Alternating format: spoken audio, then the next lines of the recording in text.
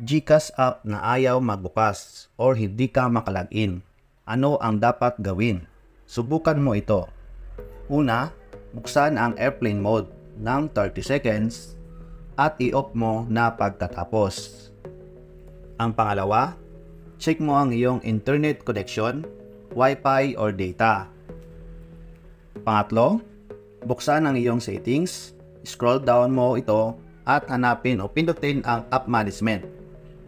Dito sa app management, pindutin mo itong app list at hanapin o search mo ito ang GCash.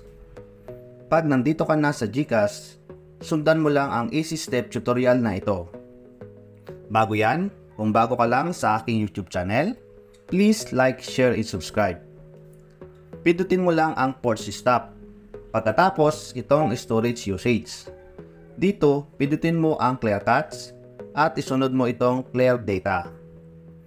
Pag okay na ang last, pindutin mo itong uninstall at balik ka na sa menu.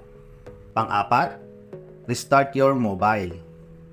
Pang-lima, punta ka sa Play Store. Pag ang gamit mo naman ay iOS, dun sa may App Store. Hanapin ang GCash app at i-install mo ito. Hintayin na ma-download ang GCash app. Ang last at ang pang-anim, buksan mo ang iyong GCash app.